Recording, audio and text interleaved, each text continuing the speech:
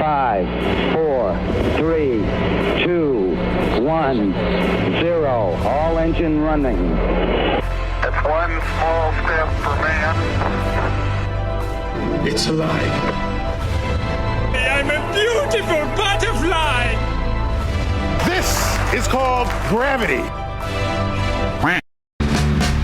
Fala, meus queridos ouvintes, bom dia, boa tarde, boa noite pra você que tá ouvindo o Quark Podcast. Seja bem-vindo a mais um episódio maravilhoso. E hoje o negócio na verdade é polêmico. Hoje a gente vai falar sério. Hoje a gente vai falar de agrotóxico. E se você acha que a gente vai falar bem do agrotóxico, eu não vou mandar você embora, mas fica até o final pra você entender por que não dá pra ficar defendendo agrotóxico por aí, certo? Mas não pode nem um golinho? Cara... Ô, caralho, era a introdução, né? Que eu tô falando, vai, já velho. Então, assim, eu não vou gravar de novo, então essa é a introdução. Sejam bem-vindos ao Quark Podcast.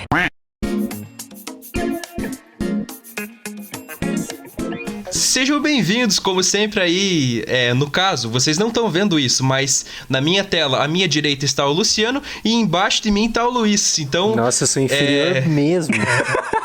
Cara, desculpa. Não, tudo bem, cara. Não, que vem de cima aí não me atinge. Rapaz! Eu queria já decretar que a partir de agora o Quark Podcast vai ser sonorizado apenas com os efeitos sonoros do Ratinho, porque a gente quer... Esse é meu patrão. No caso, a gente tá com uma falha aí a gente teve dificuldade em encontrar os áudios, então o Luiz vai fazer esse papel por enquanto. Mentira, não vou. Eu vou botar os áudios, nem que seja o Google Tradutor. Sonorização analógica. O banco de áudio. E antes de começar o episódio, eu quero falar do nosso Instagram, @QuarkPodcast. Pedir pra você, se você não segue, que siga a gente lá. A gente está sempre divulgando os episódios por lá. Eles sempre são... A gente lança as artes dos episódios lá, lança cortes e conteúdos complementares. Além de ser a melhor forma de interagir com vocês, com o nosso público, né? Pra tornar esse podcast cada vez mais sensacional. Bom, vamos falar de agrotóxico, né?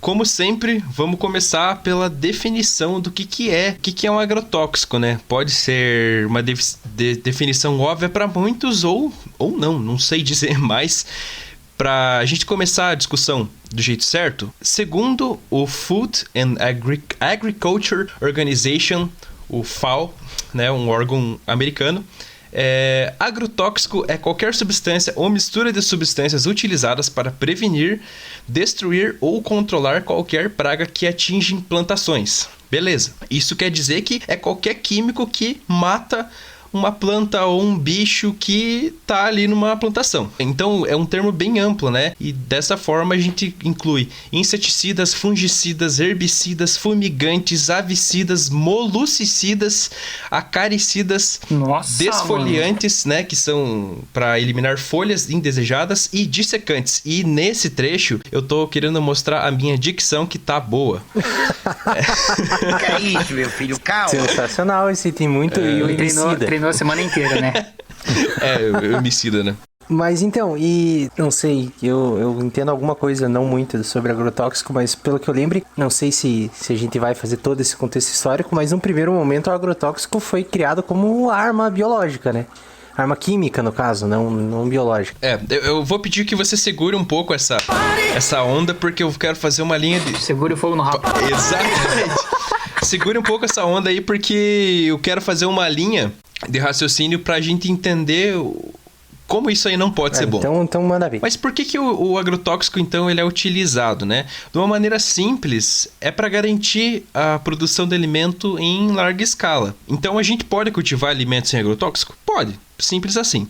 Mas o que aconteceu? O aumento da população ali a partir do século XVIII, a gente começou a ter um aumento muito grande da população no mundo todo.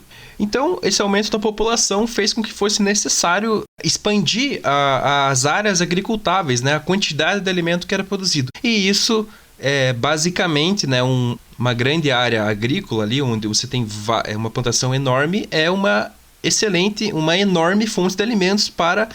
não só para humanos, como para pragas, né?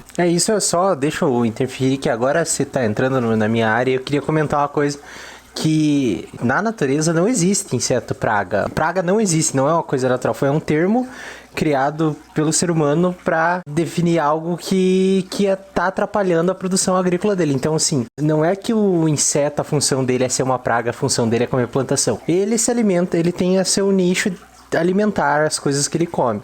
E se o ser humano vai lá e agrupa num lugar gigantesco só o que aquele bicho come, é óbvio que ele vai parar lá. Sim. Então, como isso traz um problema pro ser humano, a gente chama esse animal, ou fungo no caso, mas ficando mais na parte animal, de inseto praga ou um animal praga, até uma praga. Erva daninha, né? Uma planta mas também é praga. que assim, tipo, quando é o sistema ecológico, ele é uma coisa tá relacionada com a outra. Existem várias relações, tem uma coisa desencadeia a outra. Então, tipo, se você aumenta a comida daquele animal, a população daquele animal vai aumentar naquele lugar. Se você diminui a comida daquele animal, a população daquele animal naquele lugar vai diminuir também. Então tem até um termo de bottom up ou up down, se eu não me engano. Não lembro agora, mas isso é um termo da ecologia, que é quando, por exemplo, você aumenta o predador, você diminui a presa, e se a presa comia uma planta, você aumenta a planta. Então, esse é um efeito de cima para baixo. Mas no caso... É top-down, isso, fui corrigido aqui, top-down e bottom-up. Ou então, se você aumenta a base dessa cadeia alimentar, por consequência você aumenta o segundo andar, aumenta o outro. Então, tipo, se a gente está acumulando um monte de alimento em um lugar, a gente está aumentando a população das pragas agrícolas que a gente está criando, que está definindo como praga. Então, é um fenômeno natural, tipo... Se a gente tá acumulando comida, tipo, a gente chega num lugar cheio de comida, os caras vão ficar lá, é óbvio. Sim. É até meio antropocêntrico, acho que é certo falar assim. Porque é, assim, praga do ponto de vista de que o ser humano é mais importante do que aqueles insetos que estão ali, né? O bicho só tá ali porque tá cheio de comida pra ele ali. Justamente. Tá certo ele. Justamente. Aí, mais um ponto desfavorável, né? Um ponto negativo aí para os agrotóxicos que estão com nota vermelha já no começo desse episódio. Até o final... Bom, vamos segurar a onda aí. Então, justamente, né? Como a gente precisou aumentar muito a produção de alimentos, a gente precisou utilizar substâncias que se livrassem dessas pragas, né? Entre aspas, pragas, para poder garantir que o alimento chegasse a toda a população, mais ou menos, né? Só que aí, isso no início, né? Com o passar dos anos, a gente foi expandindo, né? E hoje a gente tem, né, o agronegócio que produz um excedente de alimentos, né? Uma quantidade muito maior do que é necessário. Mas então por que tem fome ainda? Cara, você tá me forçando a ficar político aqui.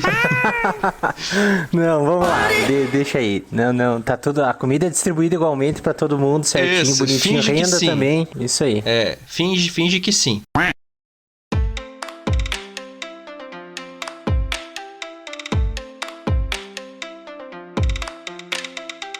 Então, assim, pragas, entre aspas, né? Agora corrigido pelo nosso... Pelo nosso ecologista...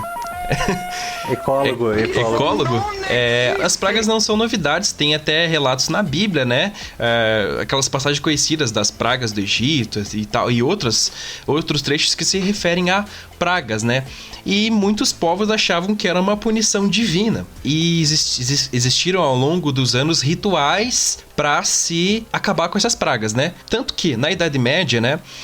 Acreditava-se que essas pragas eram consequência da desobediência a Deus. Então, se você cometia um vacilo ali, segundo a doutrina católica, você seria punido com uma praga, né?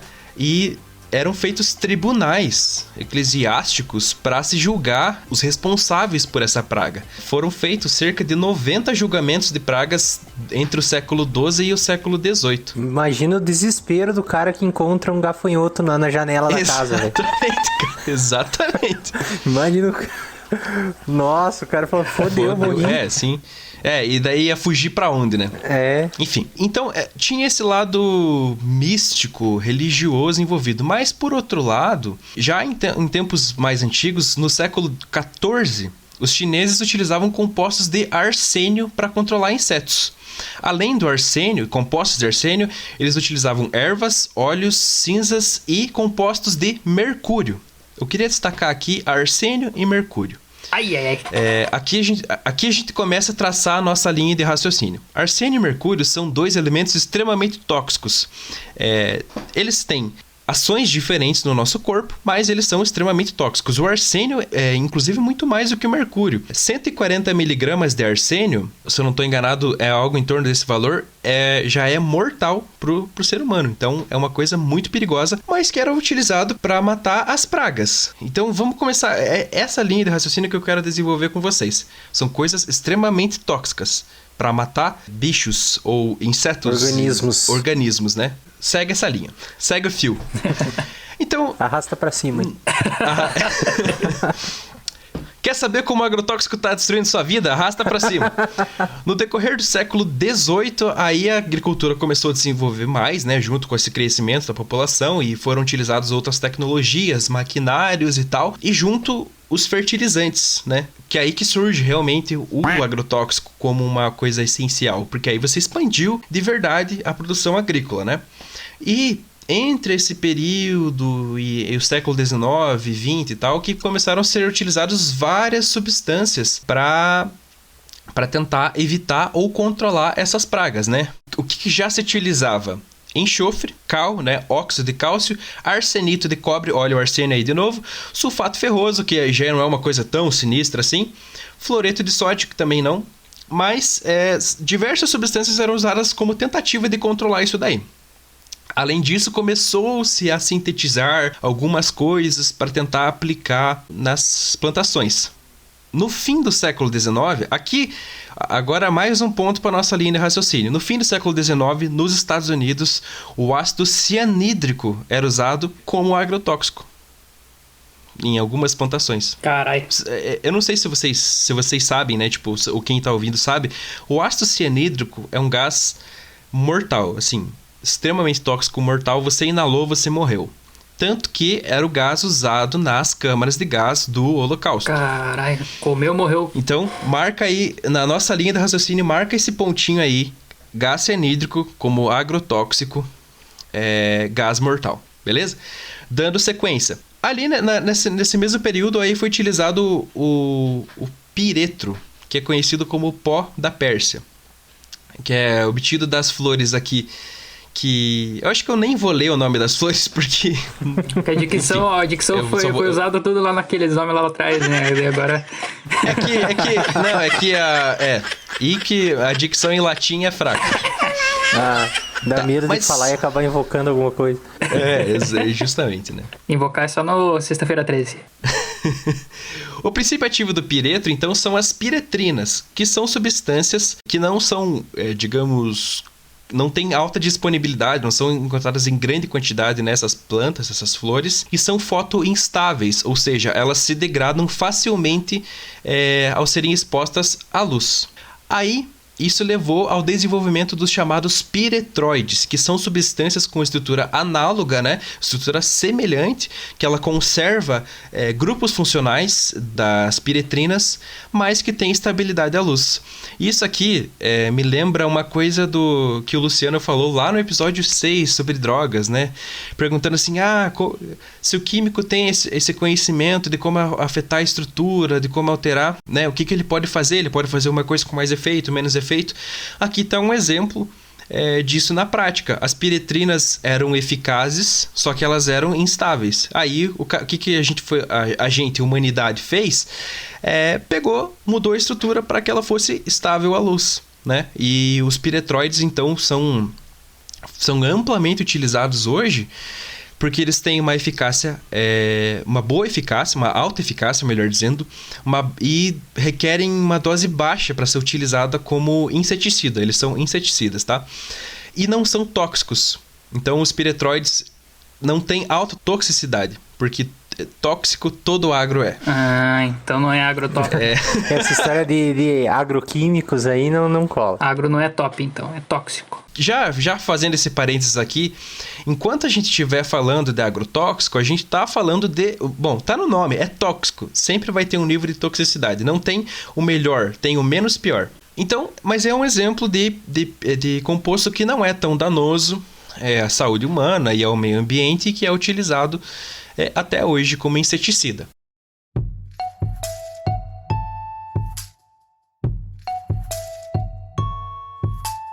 Agora a gente chega no início do século XX. E é aqui que a história complica. Com o avanço da química orgânica... Rapaz! O rapaz, não, agora complicou, tem que ter o xaropinho aí. Rapaz! Tá, então, com o avanço da química foi possível sintetizar diversos compostos, né? E aqui que a gente volta para o que o Luiz falou, né? Muitos inseticidas foram produzidos durante a Segunda Guerra para proteger soldados, né? Em regiões tropicais ali, né? Para proteger mesmo, como repelente de insetos, mas também como armas químicas. Então, mais um pontinho na nossa linha de raciocínio aqui. Antes de ser agrotóxico, eram armas químicas. Foi aí que rolou o agente laranja? Um pouco mais pra frente. Na Segunda Guerra, o agente laranja é da Guerra do Vietnã. Na Segunda Guerra, o mais utilizado é o DDT, que é só pra vocês verem como o nome é legal. O nome oficial do DDT é 1,1,1-tricloro 2,2 de para clorofeniletano. Vamos manter no DDT que tava mais fácil. Parece aquelas, tipo... as trapaças do GTA, sabe? É verdade. Esquerda, baixo. Super pulo, né? É isso aí. O DDT... É pra acelerar a plantação, crescer mais rápido. É isso aí. Se você digitar isso daí no teu celular, sai uma jetpack. Então, o DDT é um organoclorado, né? Uma substância orgânica que tem cloros na sua estrutura. E eles são insolúveis em água. E, consequentemente, isso é uma coisa da química. Geralmente, se uma coisa não é solúvel em água, ela provavelmente vai ser solúvel em óleo, em gordura, em solventes chamados de apolares. Eu tô me segurando aqui pra não fazer uma piada com o Luciano agora. Porque nós como aprendemos com ele em uns episódios atrás que o que não é solúvel em água faz mal pra saúde e o que é solúvel em água faz bem pra saúde. Então, ó. Puta, o agrotóxico sendo solúvel aí na água ou não, quando segundo o Luciano, a cocaína solúvel em água talvez não seja tão ruim assim. Você não tá entendendo nada? Confere o trecho aqui agora. Tá, porque que nem tipo, digamos, tudo, acho que o que vai entrar em contato com o organismo precisa ser solúvel em água, porque o corpo consegue diluir, né? Não só, né, cara? Quanta gordura aí que a gente tem no corpo. Sim, mas a gordura não faz bem, então... não. A cocaína solúvel em água faz, cara. Caralho, velho. Meu Deus, eu tava tomando água, né? Agora que ela tá solúvel em água, pode mandar ver. Saiu água pelo nariz. Não, cara, você tá distorcendo minhas palavras. Meu Deus, eu vou morrer. Nossa senhora. Foi água no meu nariz, agora era melhor que fosse cocaína.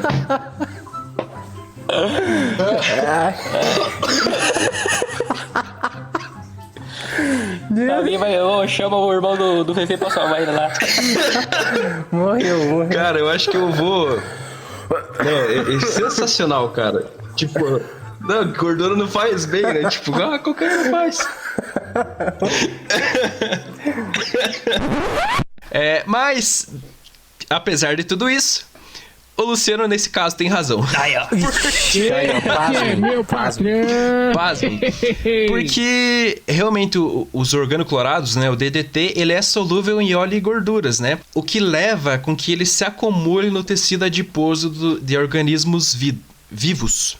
E isso leva a uma alta estabilidade. Ou seja, além de ele se acumular no teu corpo, ele vai ficar lá. É uma molécula difícil de ser quebrada nessas condições. Então seria um bioacumulativo, então. Isso, justamente. E Por conta disso, o DDT leva muitos anos para ser degradado naturalmente, né? E aí que tá a maravilha. O DDT faz bem? Não. O DDT, ele é cancerígeno.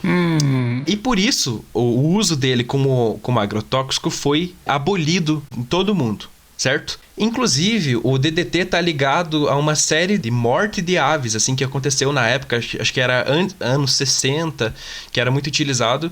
Aconteceu uma onda de morte de aves, assim. Então, tipo, ele afeta esses animais também. Mas vamos seguindo que o negócio só tá piorando. Por conta disso, os organoclorados foram substituídos por organofosforados, que estão aí muito em alta desde que eles foram criados como agrotóxicos, né? E os organofosforados, eles não têm estrutura parecida com organoclorados, mas são estruturas orgânicas que têm fósforo, né?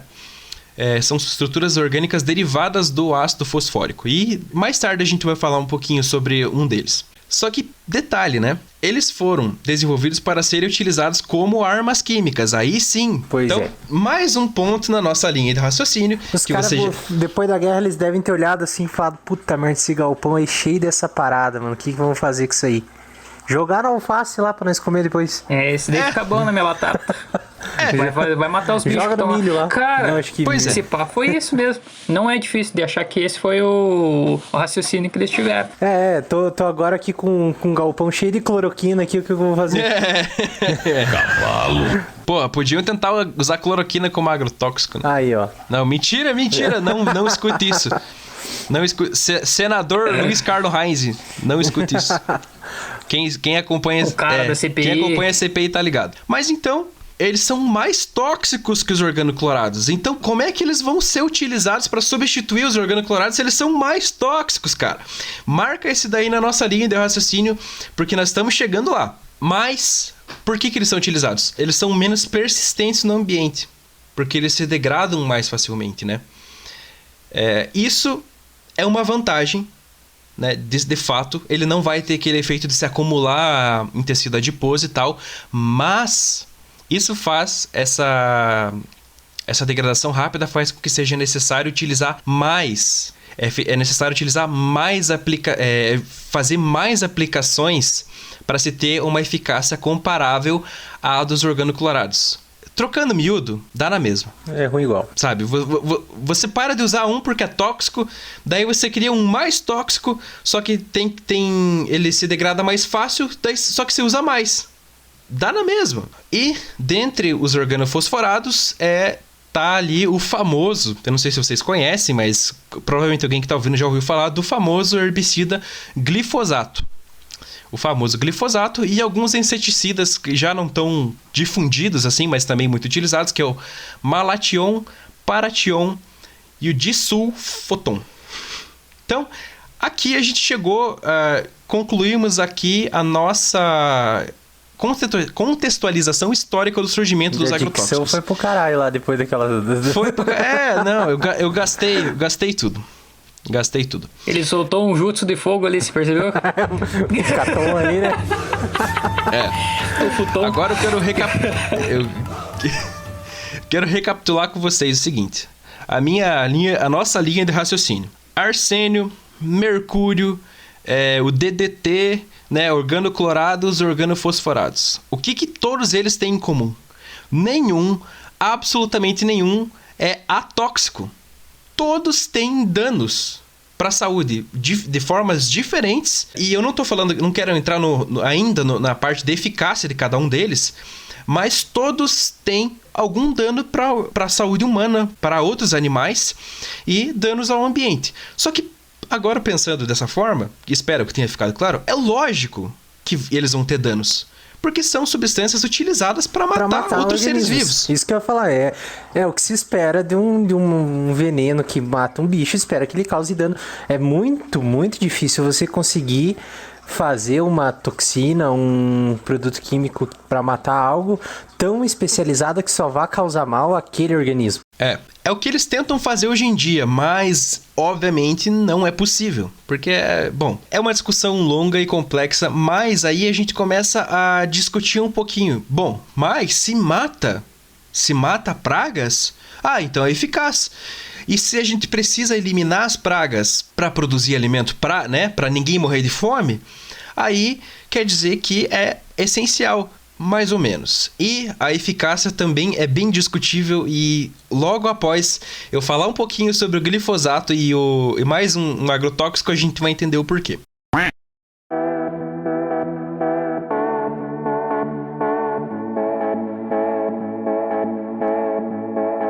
Bom, então o glifosato, ele é o mais utilizado. Ele é o mais utilizado em todo o mundo. Foi descoberto na década de 70. É o carro-chefe da Monsanto, né? A famosa aí dos agrotóxicos, foi criada por eles e é o produto mais vendido, seja por eles ou por outras empresas que fazem agrotóxico. Então, assim, se tem o nome Monsanto, cá entre nós aqui, meus amigos, a gente já sabe que não é muito legal. Mas assim, falando um pouquinho de química para quem talvez esteja curioso, né? Ele é formado pela reação entre a glicina e o ácido fosfórico, né? A glicina é um aminoácido, não lembro se é essencial ou não, mas é um aminoácido que vai reagir ali e formar o famoso glifosato. E por causa dessa estrutura dele, ele atua na inibição da síntese de aminoácidos das plantas, de algumas plantas, né, das ervas daninhas ali que ele é utilizado para combater. Com isso, a planta morre, né? Resumindo, a planta morre com essa inibição da síntese de aminoácidos, síntese proteica. Tem outros mecanismos de ação ali, mas a principal ação do glifosato é essa. O glifosato, ele é o mais utilizado, não é à toa. Ele supostamente não possui os mesmos efeitos que os demais organofosforados. Os organofosforados são substâncias muito perigosas para a saúde, mas o glifosato é uma delas que tem menor toxicidade, né? Ele é um agrotóxico considerado pouco tóxico. Só que ele possui baixa toxicidade. Aí eu pego um gancho no que o Luiz falou já agora há pouco, que supostamente é uma toxina que só atuaria em um organismo, né? Porque ele atua numa via metabólica que não existe em animais. Não existem seres humanos, não existem animais em geral. Mas alguns estudos mostram que o glifosato sim pode atuar em funções enzimáticas de animais. É assim que ele atua, ele inibe enzimas. E as enzimas são essenciais para as rotas metabólicas que regulam a sua vida, digamos assim, que te mantém vivo, né? Então, já aí existe uma potencial periculosidade nisso daí. Os estudos ali que eu citei, eles testaram isso em ratos, né? Não foi testado em humanos, mas já indica que, bom, essa história de que só funciona em planta não é bem verdade. Até porque, assim, só, talvez eu interrompendo, mas só funciona em planta, beleza, mas a aplicação dele vai ser para combater uma praga, tipo uma erva daninha, uma planta praga. Mas existem agrotóxicos que precisam combater animais, precisam combater insetos. Que, diferente do... Até um adendo aqui, uma notícia acho que era do G1, de algum lugar, falando de insetos e falando dos animais lá, não sei quantos animais. A galera ficou tipo, ué, Globo, agora inseto virou animal? Ué, é animal ou é inseto? Porque só então, tipo, galera, inseto é animal, velho. Então, assim... Inclusive você que tá comentando isso daí, cara. Sem ofensa. Não, mas voltando aqui. Então, tipo, o glifosato pode ser o menos prejudicial, assim, de todos pro ser humano, mas, assim, se fosse usado só o glifosato e resolvesse todo o problema, era muito bom.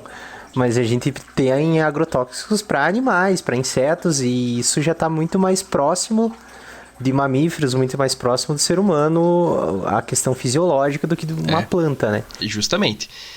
E aí que a gente começa a discutir bem isso que você falou. O glifosato, ele pode estar ligado à morte de abelhas. Aí, ó.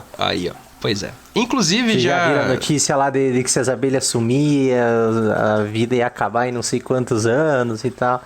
Então... Inclusive, o Luiz vai fazer um episódio explicando por que a abelha é tão importante. Tá decretado aqui, tá registrado em ata. Então, beleza. Será feito. Então tá. E não sendo sobre pernilongo, que eu não sei. Mentira, pernilongo é importante também, né? Vamos fazer um negócio lá de pernilongo. Mas um episódio de abelha é importante porque elas têm um papel fundamental e tem tudo a ver com o que eu comentei ali do top-down e bottom-up. Inclusive, vai ser show de bola. Então, isso aí. E então, um estudo foi realizado com abelhas ali, mostrava que o glifosato atuava na microbiota desses animais. Então assim, opa, peraí, uma abelha é bem diferente de uma planta. Como é que ele pode estar ligado à morte de abelhas, né? Enfim, tudo isso são coisas que já, para quem tá ouvindo, você já sacou a nossa ideia aqui. Mas enfim, só mais um último ponto sobre o glifosato. Em 2015, mais 2 pontos. Em 2015, a Agência Internacional para Pesquisa sobre Câncer, ligada à OMS, ela concluiu, com base em algumas pesquisas, que o glifosato é provavelmente cancerígeno. E em 2018, a Monsanto teve que pagar uma indenização de alguns milhões para um cara que trabalhou com glifosato e processou a empresa por ter desenvolvido câncer após ter contato por vários anos, o contato crônico, Sim. né? Uma exposição crônica a essa substância. Show de bola. A gente tá mais falando. seguro. É o pouco tóxico. É o pouco tóxico, cara. Pouco tóxico. Agora vem esse eu vou falar pouco, mas não precisa falar Fala muito. pouco, mas fala bonito. É o ácido diclorofenoxiacético, conhecido também como 2,4-D. É um herbicida, é utilizado no Brasil, nos Estados Unidos e na União Europeia. É um organoclorado, ou seja, aquela história, não vamos usar mais organoclorado porque é perigoso? Foda-se. Né? E ele já foi utilizado como arma química, junto com o 2,4,5-T, que é estrutura parecida, e o pentaclorofenol, para formar o chamado agente laranja, na Guerra do Vietnã. Né? Que era utilizado ali para acabar com folha. Ele tem uma propriedade de acabar com folhas de florestas. Assim. Ele é um eu esqueci o termo aqui relacionado, acho que é desfoliante, alguma coisa assim. Então ele elimina folhas. E era utilizado nas florestas do Vietnã, pelos Estados Unidos, né? Durante a guerra. Porque os caras ficavam escondidos na floresta, então se não tem folha, não tem como se esconder. Justamente. E na região do Vietnã existe na época, né? Muitas crianças nasceram com deficiências e diversos problemas de saúde depois da utilização desse agente laranja. Só que era uma arma de guerra no Vietnã. E o 2,4-D é utilizado até hoje, cara. Ele é utilizado até hoje como herbicida no Brasil, nos Estados Unidos e na União Europeia. Claro que ele não tá associado às outras substâncias ali perigosas, mas ele é altamente tóxico, cara. Sim. Que preço é esse que a gente tá pagando pra ter comida na mesa, né? Pois é.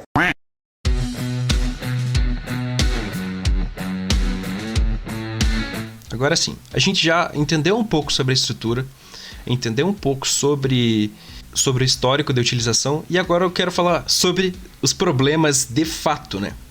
Primeiro que assim, vamos começar. O agrotóxico, ele é classificado como pouco, mediamente, altamente ou extremamente tóxico. Repare, não existe classificação atóxico, não tóxico. Não existe. Então, né? Já tá no nome, já tá... A gente sabe que é para matar organismos vivos, então é lógico que vai ter uma toxicidade.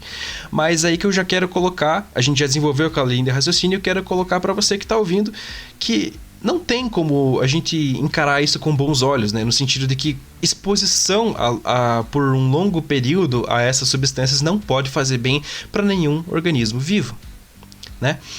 E... beleza, não, mas eles são eficazes e é necessário para que se tenha alimento e tal. Não, na verdade assim, são eficazes, só que o uso prolongado, né, e excessivo de agrotóxicos leva à resistência, por causa de uma coisa chamada evolução. Seleção natural. Exatamente. Então, se você fica bombardeando ali todas aquelas pragas com agrotóxicos, uma hora elas desenvolvem resistência. Não, e uma coisa que eu acho importante falar é que assim, a gente já ficou claro que agrotóxico é algo perigoso, não só para a saúde, mas tipo, na verdade para a saúde é o foco, mas ele é perigoso como naturalmente perigoso. Então assim, usado do jeito certo, ele já causa danos e já é perigoso. Sim. Usado da maneira mais correta possível, ele já é perigoso e já causa danos. E assim, Ninguém usa da maneira mais correta possível. Ninguém usa realmente a dosagem necessária. Até porque isso eu acho que é toda uma questão social mesmo. O cara que vai aplicar o agrotóxico não é o cara que tem um grande estudo, não é um cara com formação, não é um cara às vezes com treinamento, não é um cara que tem o equipamento de segurança necessário. Então, além de estar sendo usado talvez dosagens erradas, quantidades erradas, intervalos de tempo errado, o cara ainda tá... O cara que vai aplicar o veneno é o que segura a bucha mesmo, cara. Porque, tipo, às vezes ele não tem a qualidade de trabalho necessário para fazer isso e ele tá em contato direto com o agroquímico ali, com o agrotóxico. Então, se a população em geral que consome o resíduo disso no alimento já pode ter problema, imagine o cara que faz a aplicação. E, tipo, não é que o cara é mau, o cara é um vilão, o cara é um funcionário, na grande maioria das vezes. Ele tá querendo fazer o dinheiro dele, né, cara? É dali que ele tira o sustento. Talvez ele esteja aplicando pra conseguir render mais. Então, o preço que nem o Felipe falou, o preço que é pago pra ter comida na mesa, esse cara paga à vista e muito maior, tá ligado? Então, pegando esse gancho, obviamente, né, o que já estava declarado desde o início, vários estudos mostram, vários mesmo, assim, eu não vou citar nominalmente, mas eu tenho uma lista enorme de estudos que mostram que eles causam danos ao meio ambiente e à saúde humana. Então, tem agrotóxico que mata ave, que mata peixe, que mata ser humano. Tem de tudo, infelizmente. Sim, e quando você usa ainda da maneira errada, ele vai ter resíduo, ele vai sobrar, ele vai escoar para um rio. Você tem uma plantação do lado de um córrego e você tá passando veneno ali, ou você aplica com um avião e o vento leva, tipo... Você não tem total controle da aplicação. Numa situação ótima, você teria um controle ideal da aplicação, mas você nunca tem uma situação ótima na vida real. Então, os problemas se agravam, né, cara? Por conta disso, estudiosos, né, sanitaristas e afins, falam que o uso do agrotóxico, né, o agrotóxico em geral é um problema de saúde pública. Assim, então a gente não tá falando de uma coisa que bota a comida na mesa, a gente tá falando de uma coisa que tá matando lentamente as pessoas, né? E assim, não afeta, aí que entra, né, tipo, só enfatizando, né, afeta quem produz, quem aplica, os moradores dessas regiões agrícolas, né, que se você possivelmente tem usa uma água que é contaminada por esse agrotóxico, bom, você tá fudido, basicamente, e a gente come isso daí, a gente come todos esses alimentos que a gente sabe, vamos combinar, a gente sabe que não é utilizado da forma adequada e tem uma carga grande de agrotóxicos no que a gente come. E existe outro ponto. Esses agrotóxicos que eu citei são aprovados pela Anvisa. Imagina os não. E assim, tem estudos que mostram já identificar em água, em alimentos, agrotóxicos que não são permitidos no Brasil. Então, já é uma situação que a gente sabe para onde isso vai, né? Se o que é permitido mata... É tão ruim já. Se o que é permitido mata, imagina o que não é permitido, cara. Não é de se duvidar que ainda usem DDT. E eu sei que parece, falando assim, dá a entender que talvez o agricultor seja um carrasco, um vilão, alguma coisa assim, mas... A gente tem que pensar assim, talvez grandes fazendeiros de terrenos enormes e que produzem quantidades absurdas e tal, mas o agrotóxico é usado assim, em região rural de cidade pequena. Famílias usam e é uma pressão da indústria mesmo. Tipo, na cooperativa você consegue comprar a semente mais barata se você comprar junto com ela o kit já com o agrotóxico que você vai aplicar. Então... É uma questão cultural e até é forçado, assim, tipo, é mais cômodo pro cara comprar porque já vem o kit completo e é incentivado o uso do agrotóxico. Então, às vezes é uma questão tanto de falta talvez de informação, até não sei se nós vamos falar disso já, mas tem alternativas para o uso do agrotóxico, mas... Às vezes essa informação não chega, às vezes ela chega distorcida, ou às vezes só é o que é acessível para o cara é comprar a semente com o agrotóxico junto. Então ele vai usar a semente e o agrotóxico junto. A semente transgênica com o agrotóxico, tudo fabricado por uma empresa que está vendendo isso pro cara. Então é todo um mecanismo já estruturado que é difícil ser rompido. Então é uma parada que gera lucro e é cômodo para várias pessoas. Então, apesar de todos esses problemas, é algo difícil de ser quebrado esse maquinário todo aí já. Aí que tá. Por que ainda é utilizado, né? Justamente porque movimenta duas indústrias enormes, né? Dois setores enormes. O agronegócio, obviamente, e a agroquímica, a indústria agroquímica, né? Que é a que produz toda essa vasta gama aí de agrotóxicos, né? E o problema maior é que a gente cai no que... Não sei se eu posso falar isso, mas já vou falar. Na falácia dos alimentos, digamos assim. O que o produtor, ou quem defende agrotóxicos fala? Que se não tiver... Isso eu já escutei de uma professora da agronomia de uma certa universidade aí falar. Se não tivesse agrotóxico, não tinha comida na mesa. E isso daí dá um tema só para um episódio, né? Tipo, a gente pode discutir as opções e discutir por que isso não é verdade. Mas uma coisa que eu posso citar é a seguinte. A maior parte do que a gente come vem do pequeno e do médio produtor. O grande produtor, o cara do agronegócio mesmo, ele exporta. E é essa galera que está à frente, que está defendendo o agrotóxico à torto e direito, tá? Porque para eles pouco importa a qualidade do alimento. Eles precisam ter toneladas, literalmente, de soja, de milho, de cana e afins. E tanto que, se você for ver no Brasil, as culturas que mais utilizam agrotóxicos são justamente as que eu citei: cana, milho, eu lembro que tinha café, algodão, que são commodities, que são são grandes... Produtos de exportação. Isso, que fortalecem todo o agronegócio e todo esse ramo de exportação. Então aí a gente começa a ver que não está necessariamente atrelado com a questão da alimentação. E como se trata, se a gente come o que vem do pequeno e do médio produtor, aí o pequeno e médio produtor tem total condição de sustentar uma agricultura orgânica, né? De ter práticas de agroecologia. E aí vai se encaminhando assim, para uma finalização, não terminando o episódio, mas indo para a parte final, que é o quê? O que dá para fazer? Antes de falar da agroecologia, eu quero falar um pouco de... Puxando para o meu lado, assim, o que por exemplo, a química tem feito, existe muita pesquisa relacionada a agrotóxico, organofosforado e afins. Duas coisas principais são feitas: identificação e degradação. Então, assim, existem diversas técnicas, metodologias analíticas que são desenvolvidas para se quantificar e para se encontrar agrotóxicos em alimentos e principalmente em águas, solos também. Mas qual que é o problema disso? Eles encontram. Isso que é triste, cara. Era isso que eu tinha anotado aqui para perguntar para vocês, se vocês sabiam se tem alguma... Como é que é a forma que você... Se tem alguma forma de você conseguir identificar se tem algum tipo de resquício de agrotóxico no alimento e essas coisas, porque essa galera tem que ser punida se eles estiverem utilizando agrotóxico que não é legalizado, né? E daí, como é que faz para fazer essa identificação?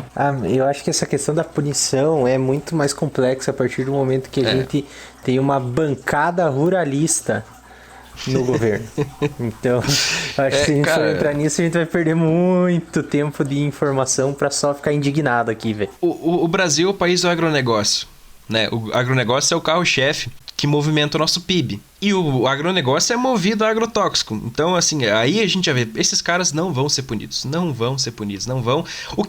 Pior, o que aconteceu quando um suposto presidente assumiu aí... Suposto porque ele não tem muita capacidade. Nem um pouquinho. Muito agrotóxico foi liberado. Agrotóxicos que estavam proibidos já faz muito tempo, começaram a ser comercializados novamente, foram liberados pela Anvisa. E então, assim, é uma questão muito mais de econômica e política. Porque é um setor econômico muito forte, que está relacionado, obviamente, com a política, né? Então, eu acho que, assim, sinceramente, enquanto a gente não tiver uma mudança de direção nos governos não só brasileiros, ao redor do mundo, a gente não vai se livrar do agrotóxico tão cedo. Agora, assim, falando da questão do que a gente faz, assim, existem várias técnicas, várias técnicas, assim, até seria, quem sabe, isso dá outro episódio, falar de técnicas de quantificação, mas o que eu vi, assim, por cima, que é o que está mais em voga, é quantificação em águas, né? Porque indica que, primeiro, não devia estar ali, e segundo, que a quantidade de consequência que um agrotóxico em águas pode ter é enorme, porque aquilo ali vai se espalhar por quilômetros e quilômetros, vai afetar toda uma vida aquática e não aquática, né? Então, por aí vai. Mas o que é desenvolvido hoje em dia são técnicas eletroanalíticas, né? Para você caracterizar, ou técnicas cromatográficas para você quantificar esses agrotóxicos, né? Não sei se foi exatamente isso que você estava perguntando, mas é que realmente tipo, é uma discussão assim, o que a gente faz? A gente quantifica de diversas formas, a gente consegue caracterizar de diversas formas. O que é assustador desses trabalhos é que eles encontram em diferentes locais, em diferentes águas, diferentes solos, alimentos, a mesma coisa. Bom, eles encontram diversos agrotóxicos, né? E o glifosato está em tudo. O glifosato, assim, tipo, se você fizer uma pesquisa numa plataforma de artigos científicos ali relacionada à quantificação do glifosato, você vai encontrar muita coisa. Muito trabalho que achou glifosato em vários lugares. Tem esses dois lados. Tem a parte da quantificação, né? Então, meio que assim, eu apontei, aqui tá o problema, ó como nós estamos fodidos. E tem a parte de, vamos tentar resolver esse problema, que é a parte da degradação. Então, muitas pesquisas hoje em dia estão sendo movidas por essa questão de encontrar agrotóxicos em água ou em outros lugares, e a gente vai tentar degradar. Então, existe a degradação eletroquímica de organofosforados, degradação a partir de eletrólise, hidrólise, alcoólise e tantas outras quebras assim que a gente pode citar. Mas então o que a química faz? A gente também está desenvolvendo métodos para se degradar essas coisas, né? E assim, métodos sustentáveis, né? Para que você, tipo assim, você não degrade o organofosforado a uma coisa pior, né? É que você degrade aquela substância a uma substância orgânica menos tóxica, ou de preferência não tóxica ao ambiente, para se livrar desse problema. Então é isso que se tem hoje em dia de pesquisas, pelo menos do que eu tô sabendo, do que eu acompanhei, né? Assim, agora se vocês me perguntarem, existe desenvolvimento de um agrotóxico não tóxico? Primeiro, que eu acho que não seja possível, e segundo, que eu não sei. Pode ser que existam, na verdade, aquela questão da resistência de pragas impulsiona o desenvolvimento de químicos sempre. Cada vez mais fortes. Exatamente. Esse que é o problema. Então. Que você nunca vai... a partir da resistência de uma praga, você nunca vai desenvolver uma coisa mais fraca. Sim. Para tentar acabar com aquela praga. É sempre pior, sempre mais danoso ao meio ambiente. Isso é o que a gente faz isso é o remediar, né? É o que a gente faz para remediar o problema. O que a gente pode fazer para prevenir, né? Ou para extinguir? É a parte de agroecologia, de fato. É não usar nenhum agrotóxico, é você realmente cultivar de uma forma totalmente orgânica, sem químicos, e principal, né, que não esteja visando uma produção em massa, assim, exacerbada, em larga escala, seja de soja, de milho, do que for. Mas isso, até agora puxando pro lado biológico da coisa, porque é um assunto, eu vou tentar não me estender tanto, mas é um assunto que eu curto. Eu tenho uma mini formação complementar pequena, mas tenho sobre controle biológico, e a minha orientadora da graduação sempre foi fã dessa parte de agroecologia e tudo. Mas assim, até mesmo para produção em larga escala tem alternativa.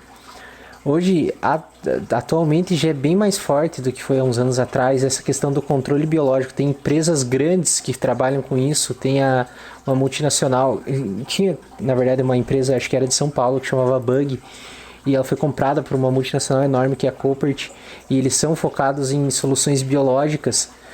E assim, quando a gente fala em agroecologia e tal, o que vem na minha cabeça é aquele cara, o agricultor pequeno, ali na casa dele tentando produzir e tal.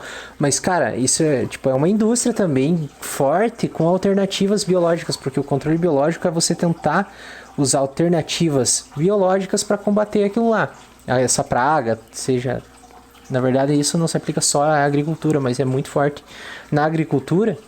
E assim, os caras vendem produtos que você olha, parece um produto químico, mas é tipo cartelas com ovos de vespa que é parasitoide de uma lagarta. Então essas vespinhas vão eclodir, você espalha essa cartela pela tua plantação, a cada tantos metros você põe uma cartelinha, esses ovinhos vão eclodir, essas vespas vão encontrar as lagartas que são a praga, vão botar os ovos dela dentro da lagarta, os ovinhos vão nascer e os filhotes vão matar a lagarta.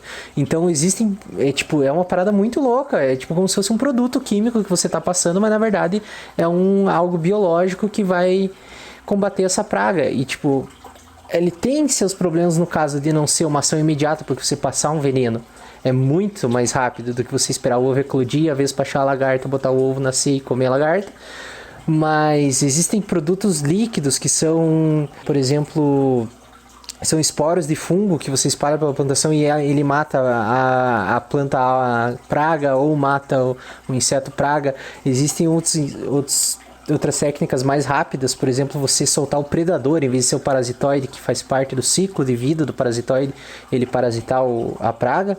Você tem, tipo, joaninha é o maior predador de pulgão que tem, cara. Tipo, ela come bolas de pulgão num dia. Então, tipo, que eu me lembre, não tem produtos joaninha para você soltar na sua plantação, mas é um exemplo de um animal que tem uma ação que é parecida com um veneno, ele combate esse inseto praga. Então, isso você compra e aplica. Mas a questão da agroecologia que o Felipe comentou, tipo, você consegue fazer... Porque assim, num ambiente natural, estável, o equilíbrio reina na parada. Tipo, as espécies se regulam, a competição entre as espécies regula as populações. Então, o que acontece na plantação é que a gente alterou totalmente o ambiente, plantou só um tipo de alimento lá, que também é um tipo de alimento para um animal, e esse animal vai crescer, igual foi falado no começo. Mas se você faz regiões em tornos com mata nativa ou corredores de mata entre a plantação, você consegue ter o habitat do predador daquela praga dentro da mata. Você não precisa ir lá e soltar o predador. Você tem ou ilhas de mata nativa pelo meio da plantação, ou corredores de mata nativa. Você vai ter o predador natural daquela praga. Então, é possível otimizar para uma certa produção em larga escala. Mas não é interessante, porque ela não é cômodo e também está tentando bater de frente com uma indústria já muito consolidada. Mas existem alternativas. Tem a questão da agricultura familiar e tudo, é super importante sim, mas pensando, mas a produção em larga escala, tem como. Você consegue otimizar corredores para passar um maquinário fazendo a colheita, para você não ter que fazer uma colheita manual, porque toda a questão da agrofloresta, ali você está plantando vários tipos de alimento no meio da floresta, então você chega a pensar, como é que eu vou botar um trator, uma colheitadeira no meio das árvores para colher? Não tem como. Mas existem alternativas e logísticas que você pode fazer para ter trazer um pouco do equilíbrio da natureza, do ambiente natural, para essa plantação, para ter predadores naturais. Talvez você não extinga o problema, mas você resolva uma boa parte, isso associado a produtos que você compra, como essa empresa que eu comentei, que você tem cartelas então, tipo, você consegue associar outras alternativas e consegue sim produzir alimento em grande quantidade. Então, só que é difícil essa informação chegar, igual eu comentei, à agricultoria, e de certa forma a agricultura é cabeça dura também, cara. Tipo, é difícil você convencer o cara que vai funcionar, porque se o cara tá tendo problema com inseto e você chega lá e fala, mano, solta esse outro inseto aqui que vai resolver. O cara fala, tipo, como que eu não vou ter dois problemas agora, velho? Sabe? Então, tipo, e essa questão dos insetos, ela é super estudada e eles são produzidos mesmo, é uma indústria. E ele, tipo, tem estudos, eles sabem a dispersão dessa vespa, tipo, da vespa, por exemplo. Então, eles sabem que a vespa não vai se tornar um problema porque ela não tem uma dispersão tão longa, então ela morre antes de chegar na plantação do vizinho, antes de se tornar um inseto praga em outro lugar, ou antes de desequilibrar a ecologia de uma mata nativa da região. Então, tipo, é uma parada pesquisada, estudada e vem crescendo cada vez mais, só que a passos de tartaruga, né? Porque ela tá tendo que brigar com essa indústria química. Viu, ó, o embate biologia química aí dá pra 10 minutinhos aí o Felipe sem perder a amizade. Eu não tô do lado da química, cara. Mas tem toda essa questão das empresas gigantescas aí, tanto Monsanto, Unilever, tem muitas empresas que estão envolvidas nessa história do agrotóxico. Então é muito complicado, mas, igual o Felipe falou, pro agricultor pequeno e local é muito mais fácil isso. Apesar dessa questão da cooperativa ter uma pressão em cima do uso do agrotóxico, também a cooperativa que ele faz parte, mas existem alternativas. Talvez elas não sejam cômodas para as grandes empresas, mas existem alternativas e, assim, dá para produzir alimento com, nem que não precisa distinguir agrotóxico, mas com muito menos agrotóxico você consegue produzir alimento. E tem toda a questão da distribuição do alimento também, porque, tipo, se a gente produz tanto com agroquímico, como que tem gente morrendo de fome ainda? Mas tem que ter toda uma revolução alimentar na história toda aí e da produção de alimento, mas assim, existem alternativas, existe controle biológico, existe agrofloresta, toda essa questão da agroecologia, tem bastante gente estudando, bastante gente pesquisando, mas tem muito preconceito em cima disso, tem muita discriminação de certa forma dessas grandes empresas, porque não é interessante para elas não querem saber disso. Porque isso atrapalha o negócio delas, que é vender veneno. Então é uma situação bem complicada, mas tem alternativa. A gente falou que é ruim. Tá, mas só vai falar que é ruim? Não, tem bastante alternativa para produção sem o uso do agrotóxico. Mas enquanto não é a gente que está lá produzindo, a gente fica refém de quem produz, né? Justamente. E tem uma coisa assim que eu tava pensando quando você falou ali dos insetos, que é o seguinte, né? Que é engraçado. Você compra um agrotóxico lá que você não sabe o que é, você não sabe de onde que vem, como que é feito, e se pode fazer mal para você. O que basicamente o vendedor te fala é confia. Você vai lá, usa e beleza. Agora, Sim. Se um cara, né, da agroecologia faz a mesma coisa, vende esses insetos para acabar com a praga, não sei o que, fala, confia. O cara não confia, né? Não, mas é porque é histórico, a cultura sempre foi usada. O pai do cara passava o veneno na fazenda, o vô do cara passava o veneno na fazenda. E você passa o veneno, o bicho morre, tá ligado? É uma coisa instintiva, a gente usa o SBP, né, pra qualquer coisa. Então por que tipo, pra evitar uma praga na tua plantação, você não vai ser a mesma coisa, né? Então essa questão do controle biológico, ela é aplicável a tudo. Tipo, tem engraçado aquele papo de aparece uma lagartixa em casa, se você não mata a lagartixa vai comer as aranhas pra você. Você prefere ter aranha ou ter lagartixa, tá ligado? Qual que é mais prejudicial pra você, a aranha ou a lagartixa? Fala, aranha, então tem uma lagartixa. Ou passe veneno em tudo e se intoxique. É essa lógica, sabe? Você quer ter uma praga ou um predador da praga na tua fazenda? Eu quero ter o predador da praga. Então bota o predador da praga aí que ele vai comer a praga. E daí depois, quando não tiver mais alimento para esse predador, ele vai embora ou vai acabar morrendo de fome. Mas isso até morrer de fome parece triste e tal, mas é que para a indústria do controle biológico, eles são produtos. Então, em vez de você passar um veneno, você passa um produto deles, que é essa vespa, esse predador e tal. Mas o controle biológico pode ser usado em tudo, sabe? Você ter uma aranha inofensiva que vai comer o mosquito na tua casa, você já tá fazendo controle biológico, cara. Então, ela não é uma realidade distante da vida das pessoas. Só que ela é muito pequena se comparado com essa indústria do agrotóxico. Mas então eu acho que Inclusive, ainda bem que o Luiz estava atento já e já me livrou de falar da agroecologia, falou com muito mais precisão do que eu sobre o que, né? Mas então assim, é aquela história, né? Falar isso para os nossos queridos ouvintes. Não caiam nessa, assim, no mínimo desconfie. Por que a gente está usando produtos que podem matar mesmo, né, para ter alimento? É realmente necessário? Não tem outra opção? Assim, o que a gente sempre quer, o nosso objetivo com esse podcast é instigar vocês, não só divulgarem, mas a se interessarem por ciência e instigar vocês a pensar nessas questões. Assim, pode soar meio prepotente o que eu falei. Eu não tô querendo dizer que vocês que você pode ser que quem tá ouvindo já vocês não, tá? Isso, eu não tô querendo dizer que vocês nunca pensaram nessas coisas. Quem sabe você já pensou, mas tem gente que às vezes a questão é assim, querendo ou não, é meio confortável usar agrotóxico. Meio confortável. Sim. Meio que você deixar o mundo funcionando da forma como como ele é. Só que isso aí não vai ser sustentável por muito tempo.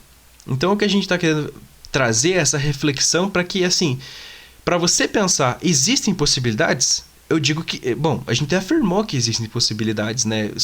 Como substituir esses agrotóxicos e como ter alimento para todo mundo. A questão é que reformas serão necessárias, né? E isso aí já também foge do escopo de divulgação científica, mas eu queria principalmente atentar que, assim, não é porque é utilizado por todo mundo que tá certo e que vai fazer bem, ou que não faça mal, né?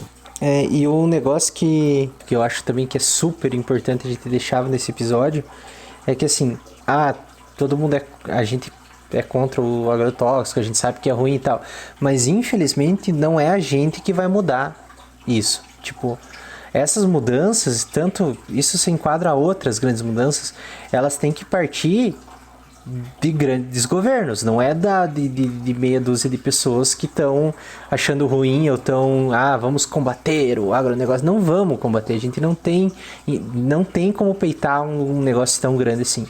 Mas cabe à população deixar claro, sabe aquele vereador que veio pedir voto na tua casa e tal, e você tá... Esse é o cara que você tem que cobrar. Então, se você acha que é ruim isso, ele tá mais próximo de trazer uma mudança do que só você. Então, além dessa divulgação e dessa conversa que tem que rolar, você tem que conversar sobre isso, discutir sobre isso, espalhar essa ideia, deixar isso mais claro para todo mundo. Então, tipo, se você aprendeu alguma coisa nesse episódio, comente isso que você aprendeu com outra pessoa que pode não saber também, vai aprender isso também. Então, é assim que a ciência é divulgada, realmente é na conversa. Mas, além disso, você tem que cobrar do seu vereador, cobrar do seu deputado, cobrar do seu senador, fazer pressão no seu prefeito, fazer pressão porque é deles que vai partir a mudança. A mudança tem que doer no bolso do cara. Então, quando tiver uma fiscalização mais rígida, uma multa mais rígida, outras alternativas que incomodem, que atrapalhem o uso do agrotóxico, é que vão começar a olhar as alternativas para o uso do agrotóxico. Enquanto for cômodo, igual o Felipe falou, enquanto for cômodo usar o agrotóxico não tem por que mudar. Só que o principal jeito de incomodar é a partir de legislação. Então, a mudança tem que vir lá de cima e a gente, como sociedade, tem que cobrar isso dos governantes ou dos políticos. Então, acho que esse que é a coisa mais importante. A gente sabe que é ruim, mas a nossa opção ou é comprar isso ou é fazer fotossíntese. Então, tipo, tem os produtores orgânicos que, se você for ver, ainda pode ser mais caro comprar um produto orgânico do que um produto não orgânico. Então, também pode atrapalhar. Não é todo mundo que tem acesso e tal. Então, para melhorar a situação como um todo, tem que partir de mudanças de políticas públicas. Eu quero tem um paralelo que eu acho interessante pensar, para finalizar, né? Questão do agrotóxico, a gente fazer um paralelo com testes em animais. não entrando na parte de medicamento, vacinas e afins, mas na parte de cosméticos, assim, muito se dizia, até um tempo atrás, assim, mas não tem o que fazer, vamos... Até era comum falar, testar em quem? Testar na tua mãe? Não, tem que testar em animais para não testar em seres humanos, não sei o quê. Mas, eu não sei se vocês lembram, esses tempos, né, estourou aquele vídeo do coelho Ralph, né, que era uma animaçãozinha de um coelhinho que sofria muito dentro de um laboratório de testes de produtos cosméticos. E aí que ficou evidente para muita gente, né, foi exposto para muita gente que existem vários métodos. Eu lembro que eu vi em algum lugar que quantificava, eu não lembro o número, mas eram vários testes que podiam ser realizados para esses cosméticos que não utilizavam, não precisavam de animais. Então, assim, qual a opção que você tem para o cosmético? Não compra o que é testado em animal. Beleza. Para o agrotóxico, você tem a opção não... Assim, você pode comprar orgânico, mas a discussão, como ali o Luiz falou, é mais complexa. Mas existe solução. Saiba que existe... Para tudo tem um jeito. Então, a gente não precisa ficar preso a essa ideia de que tem que ser assim, tem que usar o que mata, tem que fazer teste em animais, tem que fazer isso, fazer aquilo, enquanto a gente está destruindo o nosso próprio planeta e as nossas próprias vidas. Não tem muito para nós fugir daqui do planeta, né? Exatamente. Então, assim, existem... A gente tá literalmente cagando na nossa sala. E não tem como limpar. É isso que é o problema. Mas então, assim, saibam que existem soluções. A gente só precisa lutar por elas. É isso aí. Louco, cara. Até me emocionei agora aqui.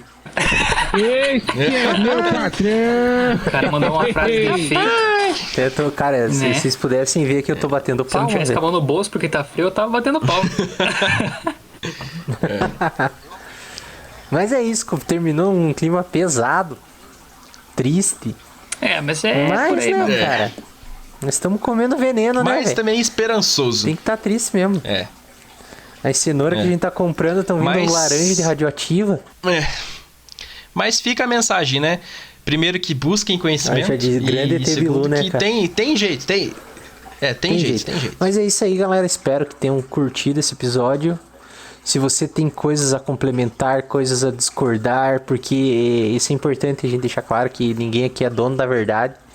A gente tem nossas pesquisas, a gente tem nossos conhecimentos prévios e tem coisas que a gente se prepara para fazer episódio, mas sempre pode escapar coisa, pode faltar coisa, a gente pode falar coisa errada, ou mesmo você pode ter uma opinião diferente, porque é aquela história, é igual o documentário, né? Se você quer ver um documentário foi feito pra você parar de comer carne, vai ser um documentário que vai mostrar todo o lado horrível de comer carne. Mas se quer ver um comentário que carne é bom, vai ter um documentário que você vai olhar e vai falar, nossa, carne é muito bom, não causa nada.